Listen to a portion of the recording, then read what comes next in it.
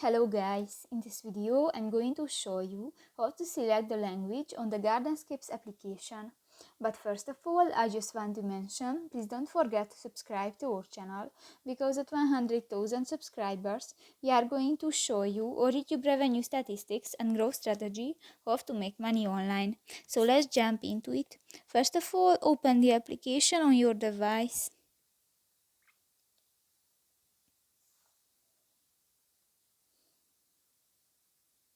This will take a few minutes when the application is uploading. And you click to the play button. Tap to the settings icon at the upper right corner of the screen and go to the English button.